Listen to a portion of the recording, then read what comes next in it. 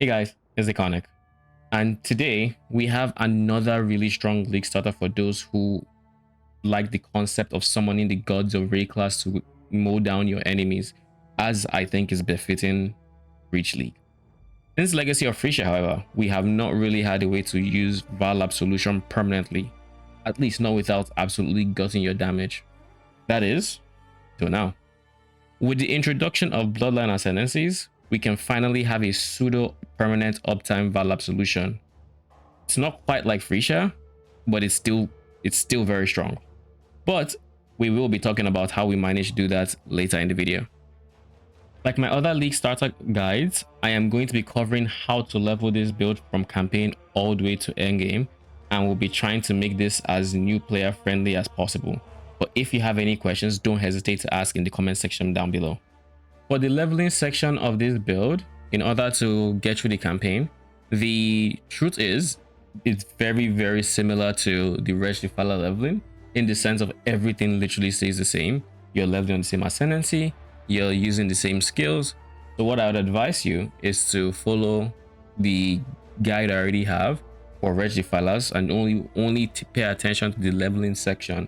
That should get you all the way to endgame, where we can then start going towards the medium budget, the low budget version rather, the one that I have in the spreadsheet labeled low budget. That POB, and the one I'll be covering now, is the fresh out of campaign, I have no money to my name POB basically, and that is where it starts diverging from how you would build Reg Defilers basically. But before we get really into the POB, I want to talk a bit about the Trial Master Ascendancy and how we get our pseudo-permanent innocence going, because by understanding that, that would explain some of the decisions we make in the low budget as well as the high budget POBs. All right, so the biggest and most important thing to getting a permanent pseudo uptime innocence is to reduce the cost of his soul cost.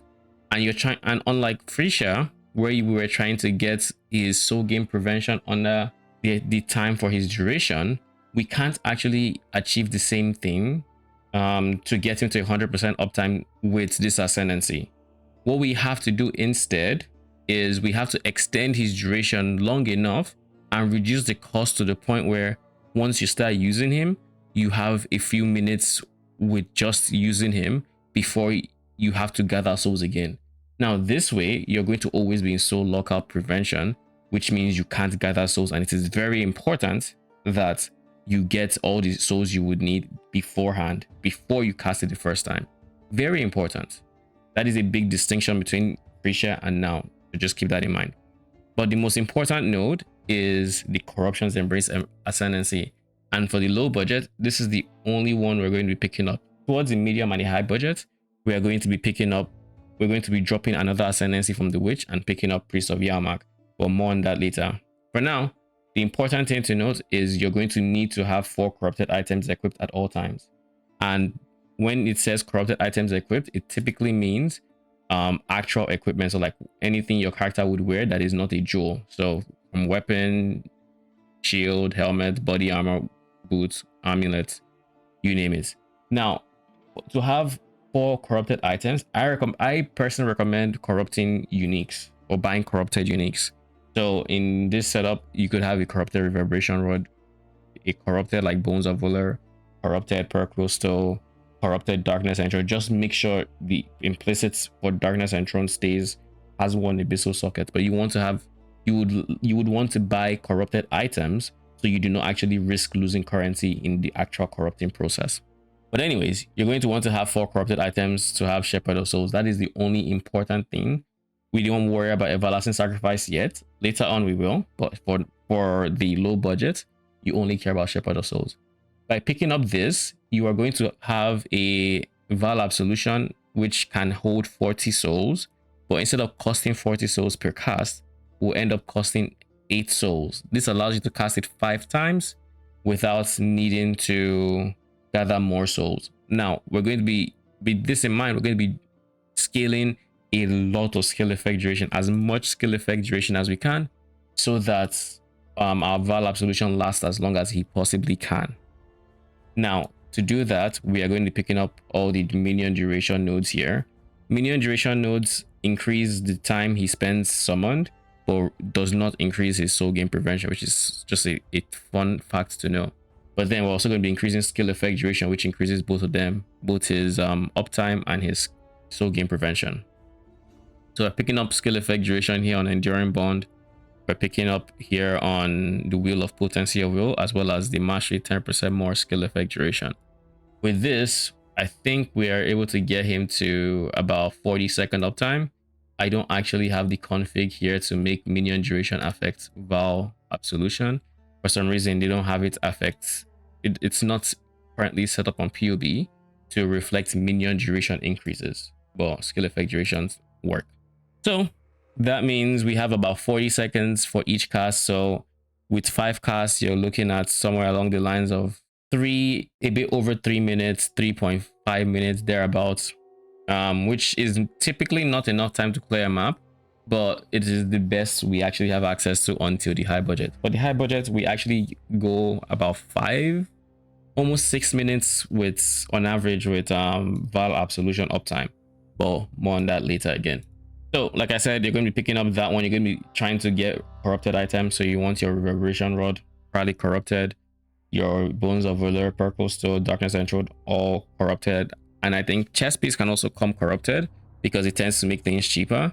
But you are going to want to have a crafted mod on the chest piece, because it is an easy way to get a whole lot of armor. That is the reason we have 13k armor on a budget where you only get like life on most pieces of gear. So you're going to, for the gear itself, you're going to want to have Reverb Rod, just like with, you're going to socket your Spectres in here. Actually, you're going to socket your Absolution in here until you get a 6 link or a 5 link. When you get a 5 link or 6 link, then you're going to move your Absolution from your Reverberation Rod to your body armor, and then you're going to put your Spectres in your Reverb Rod. The priority is your Absolution takes wherever the most damage is, and that is Reverberation Rod when you have a 4 link, and then with 5 and 6 link, Reverb Rod becomes weaker than having it in a 5 and 6 link. So then you just put your Spectres in the weaker side. Then we're going to be taking levels for minion skills everywhere we can, just because we are still trying to hit level 25 Spectre, so we can have 4 of them, just to help supplement the damage of your Absolution. You do not have enough damage to fully rely on just Absolution as of this moment, but respect as it's a very fair amount. And for most of these, you're going to want to only have like life as the primary stat, and then resistances and attributes. So life, resistance, attributes are your priority. On shield, you can get levels, so that becomes priority if you can afford it. On helmet, you can get levels. You can get up to 2, but that'll be expensive, so a +1 is fine. That's going to be priority. And then of course resistances and everything. On your chest piece and on your shield, you can also craft the armor during soul gain prevention modifier. And the reason this modifier is big is because once you start casting your Vaal Absolution, you're going to always be in soul gain prevention mode, so you're always going to have the flat armor, and it's a very healthy number. Now, early on in mapping, you might not quite have the highest tier of armor during soul gain prevention, but you can go for a lower tier or the highest tier you have, and that should be fine. Then for everything else, it's just life, res, and maybe Ether for phase damage. They can just have a bit more physical mitigation. Same thing with the helmet, you can have phase Ether mod to have some extra physical damage from hits converted. Then Purple Stone, the reason we go Purple Stone is because it provides our allies lucky damage. Lucky damage is big because lightning damage tends to have a very high roll range, and you don't want it to be low rolling, because that would hit your DPS a lot. Lucky makes it so whenever you deal damage, it rolls twice and uses the bigger number. So you want that for your minions, and we're going to be using Purple Stone to apply that. Now there is the downside of your lightning damage hitting you becoming lucky, but we are tanky enough to where it shouldn't be too problematic, at least.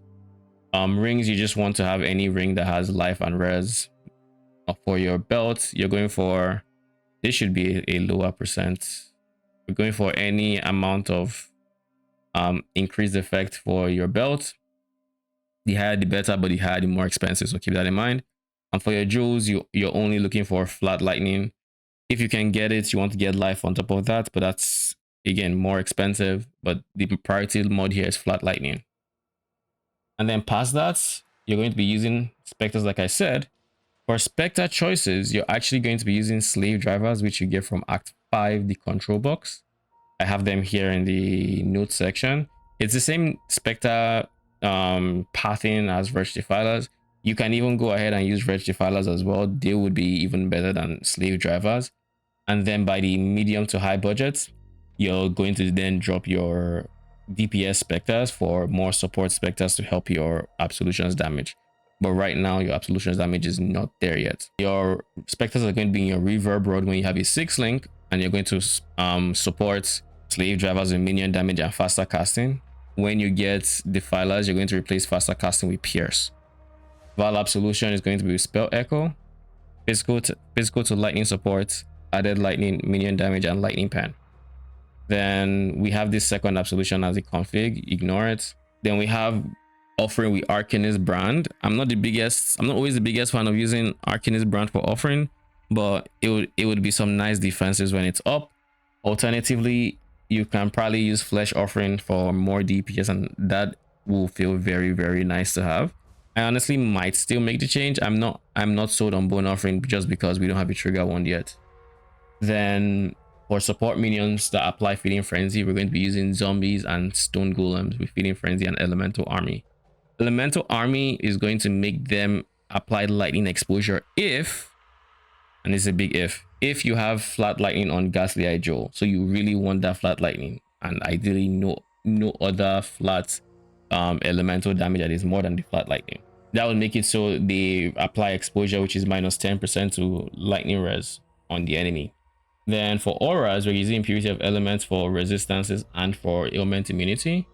We're using Wrath for more spell lightning damage for the Absolution, and for more flat for the Stone Golem and the zombies, as well as Flesh and Stone for a defensive boost, and then Convocation. Then our mobility skills include Frost Blink and Shield Charge.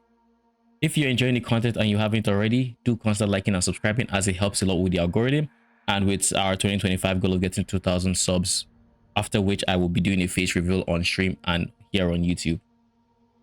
Next up, we have the budget of this setup is on the iffier side, in the sense of it's in between high and like this is not mage build level investment, but it's also more investment than I would typically classify in a medium budget. So it's like an in between medium and high budget, but it is the second POB we have. I might make a more medium budget POB as a transition to this, and maybe a higher budget POB if time allows before Leaguestart. But with all the POBing I have been doing, there might not be enough time, but I would do my best to get it all done. But this version is using Doriani's prototype. With Doriani's prototype, you're going to be making your enemies lightning res equal to yours, but you're also going to be making it so your lightning resistance stats does not affect lightning damage you take. This means that all of a sudden your lightning res stats doesn't affect you, but it affects enemies instead. But you also need to worry about lightning damage you take, because now it's not being resisted with resistances, but the ones from hits still gets armor stats helping to mitigate those ones. But armor is very inefficient at mitigating hits, big hits that lightning will tend to be. So we have to do something about the lightning damage we're taking, and the way we do that is by converting it to other elements. So even though we're aiming to get to minus 200 lightning res, to then set the enemy's lightning res to minus 200 for a big damage boost, we ourselves are not going to be we're going to be taking all that lightning damage as other elements, which are then going to be resisted with typical resistances. So how do we do this? First things first, we have a glorious vanity that is sacrificed in the name of Jibakwa. That is important because it allows us to have divine flesh on the you have divine flesh on the keystone of the location you socket the gem in, and we are putting it here.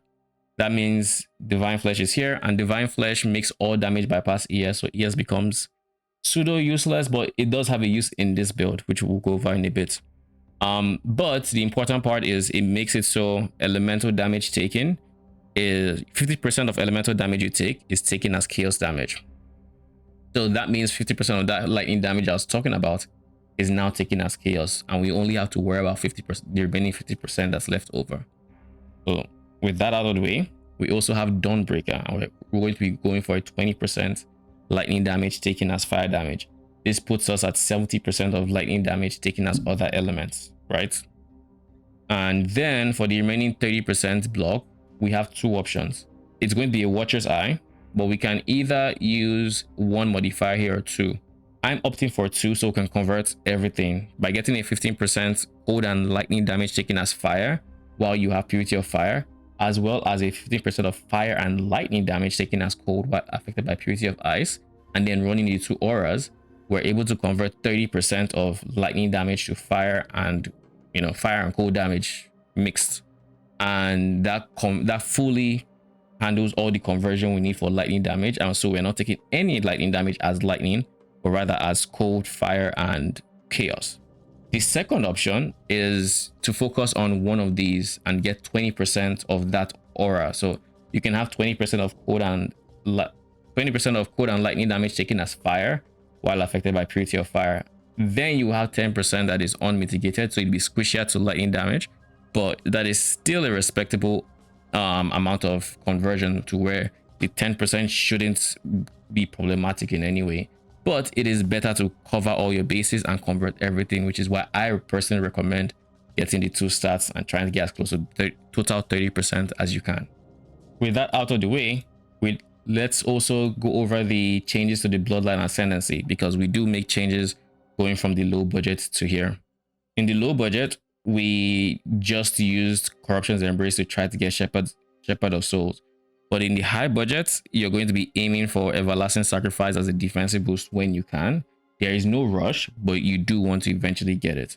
But the bigger thing is we're going to be dropping one of our Witch Ascendancies so we can pick up Priest of Yawmak. We go for Priest of Yawmak for two reasons. Vaal skills requiring 30% less souls per use means with a full gem of souls, we can now cast Vaal Absolution 6 times before we have to gain souls again. So you get an extra guaranteed cast before having to leave your map to reset your soul gain prevention, or potentially wait a long time without Innocence on the map. So you have that, but then the big part is Vaal skills now have a 20% chance to regain consumed souls when used. This gives you on average 20% more souls, if you will, or 20% of your souls back. But when you pair that with an Ad Series Rain, which is a jewel you can have that gives your absolution even more duration, but it also gives you a high end of 20% chance to regain consumed souls, totaling 40% chance to regain consumed souls. This means you now have a 40% chance of regaining souls. So on average, since you had 6 guaranteed casts, you should be on average getting about 2 to 3 more casts per map, depending on how RNG favors you or doesn't. So worst case scenario 6, best case scenario you can get like 10, 11 if you're setting your map or whatever. This makes it so that uptime we mentioned that was in the 3 minutes, now suddenly not only do we have more duration, we are now on average, like I think lasting almost 6 minutes, and then most likely more because this is only on average. But anyways, that is the important part. But we do still want to keep Mistress of Sacrifice. So I would say you make this swap when you have a Forbidden Flesh and Flame that can give you Mistress of Sacrifice. Now this is typically on the cheaper side when it comes to Forbidden Flesh and Flames, but it is not dirt cheap. So depending on the price of these two Forbidden Flesh and Flames, and especially this league, Forbidden Flesh and Flames, I see them being a bit pricier because everybody is going to be experimenting with Bloodline Ascendancies. But the goal is to have these Flesh and Flames before you make this swap. So you get the Flesh and Flames so you can still get block chance from your offering, and then you can make that swap. Now we have, like I said, let's say on average 6 minutes of Innocence uptime per map. We're still going to be scaling duration here. We get some duration here, and that series ring gives us some extra duration. We are using Doriani and trying to set our res to -200. We gain -200 res via Kalandra reflected rings. These rings are going to have -90% lightning res, and in the ideal universe you have positive other stats like positive life, positive resistances, but you might have to play around with what is actually available on the market to see what you can actually get. Anyways, we switch our reverberation rod to a +2 minion wand. We are using a Dawnbreaker now for Doriani. We then opt for a Giant Slayer helmet. And this is the Giant Slayer helmet. You ideally want it to have +2 levels, life, and then resistances, with armor being a nice to have but not a mandatory to have.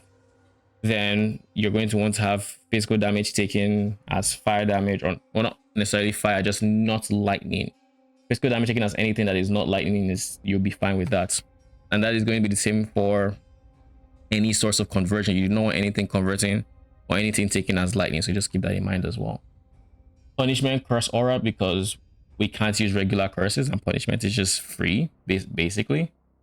Gloves, boots, same thing. Boots actually have a special they actually have a use in the sense of these boots are giving us 100% chance to avoid shock.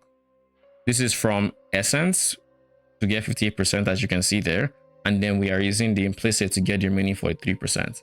The reason we want to get to 100% is because when you pair that with Storm Shroud, it makes us ailment immune. And the reason we want to use Storm Shroud is because we are dropping Purity of Elements.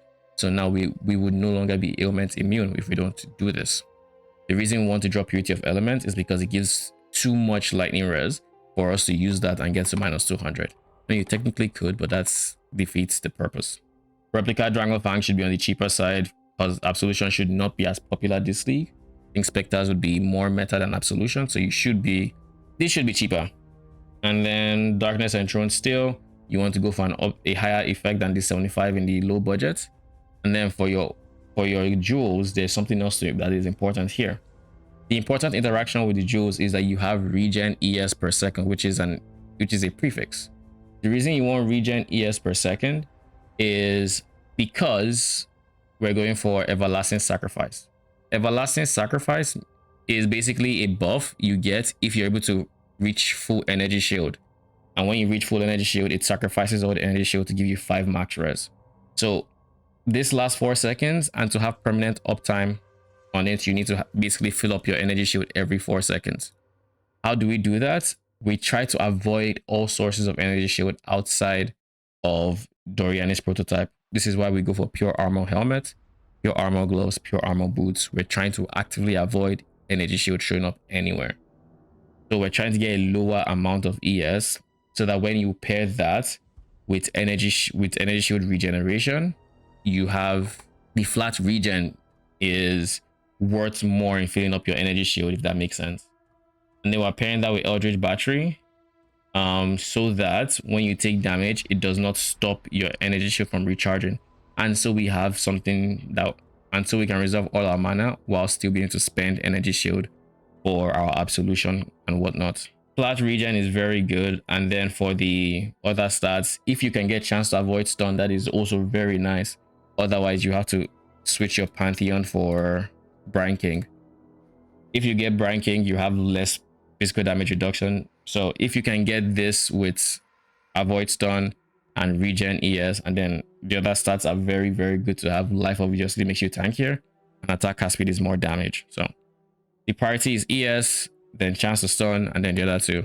Then when it comes to the jewels, we have Enduring Composure as our source of endurance charges.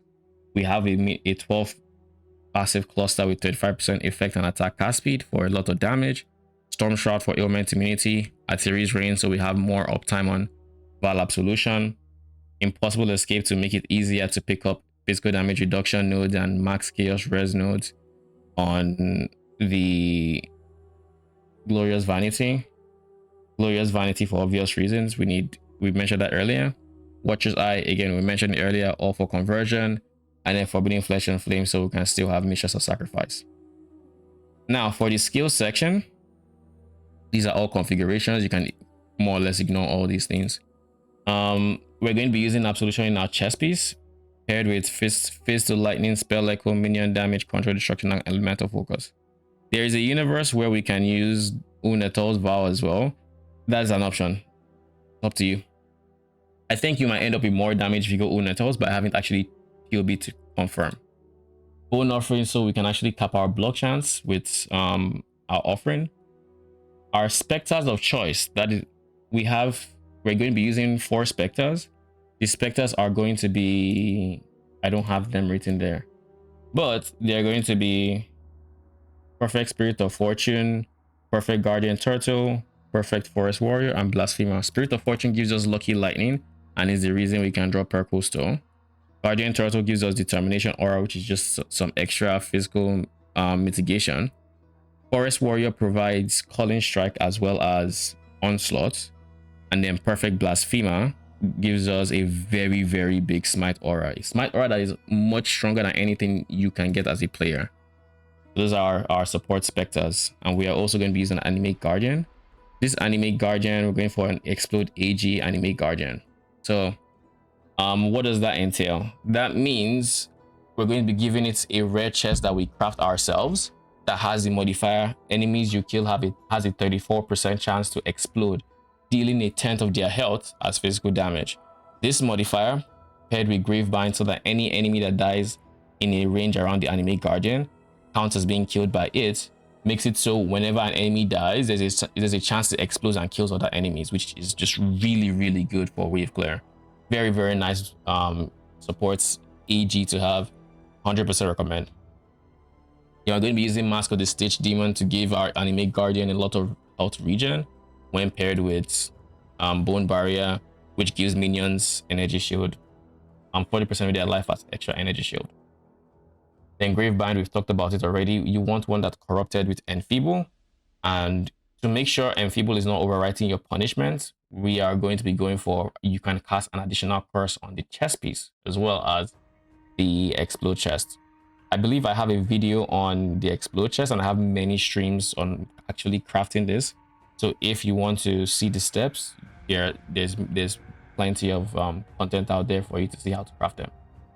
Then we're going to go for Legacy of Fury, which again gives you a chance to explode enemies when you kill them, and that paired with Gravebind means even more wave clear. That is the biggest strength of the AG.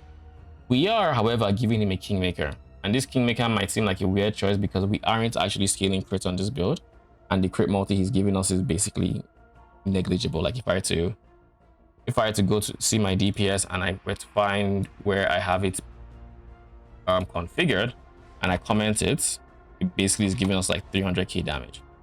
So why are we using Kingmaker? We're using it as a defensive boost so that we are a bit tankier. Basically, it gives nearby allies 10 fortification, which translates to 10% less damage taken. So for us and for our minions, we're all taking 10% less damage. And it also gives everybody Calling Strike and a bit more item rarities for like bigger gold drops, basically. So it's nice to have.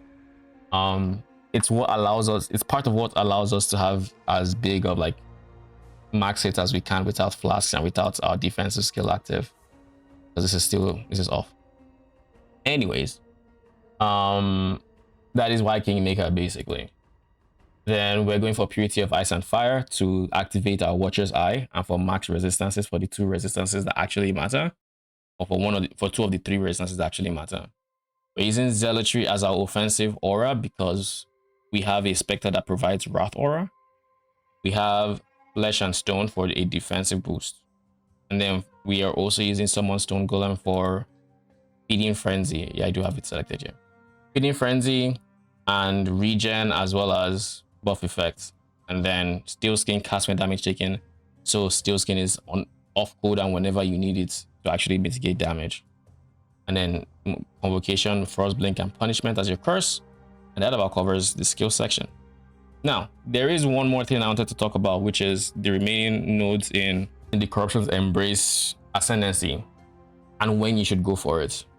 Basically, because of how many rares we have, if you wanted to go for 8 corrupted items, you would have to corrupt basically everything, which of course comes with its own risk of breaking some items.